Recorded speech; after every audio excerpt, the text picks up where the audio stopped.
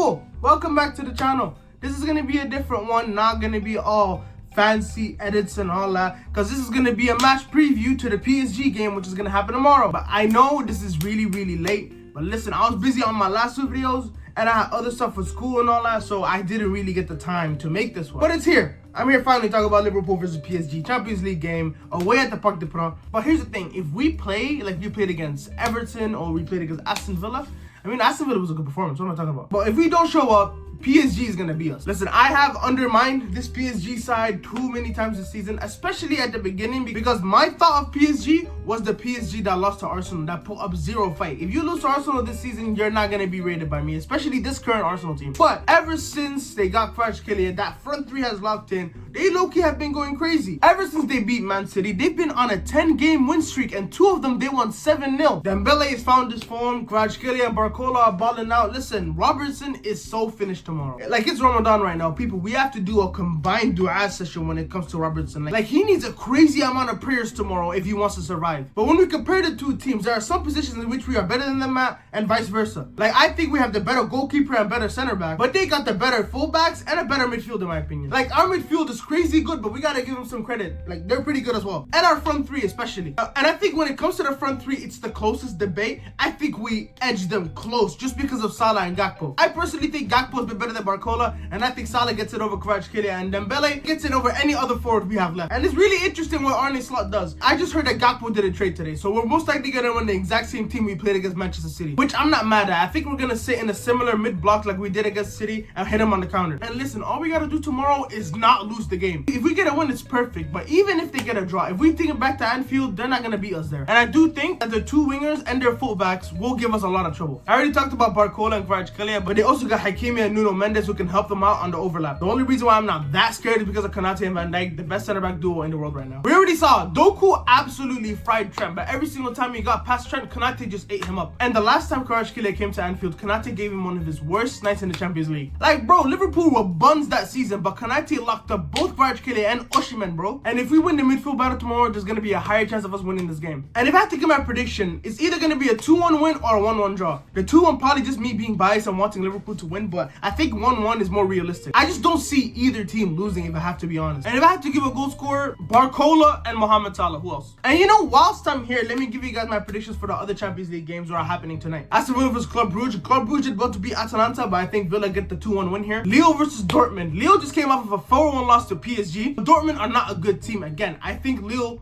gets a draw 1-1. PSV versus Arsenal. I don't see Arsenal winning this, if I have to be honest. Like, PSV beat us even though we played a lesser team. I don't see them winning, to be honest. I'm gonna have to go for a 1-1 draw in this game. Real Madrid versus Atletico Madrid. Haram football versus zero tactics football at the Santiago Bernabeu. If Atletico get a draw here, Simeone has did it before. Madrid haven't won the past couple derbies, but Champions League Madrid, Mbappe's gonna lock in. I'm gonna have to go 2-1 Real Madrid. Feyenoord versus Inter away in the Netherlands. New manager bounce. I still got Inter going through, but for this game, I'm gonna go 1-0 Feyenoord. Bayern Munich versus Bayer Leverkusen. I think Bayer Leverkusen is gonna go through in this tie anyways, but it's going to be a 2-2 draw here. Benfica versus Barcelona. I think Barcelona are going to be more locked in than they were in that crazy 5-4 game. I'm going to go 3-1 Barca. But that's it for my predictions. Let me know what you guys think, of course. Am I being too biased on Liverpool?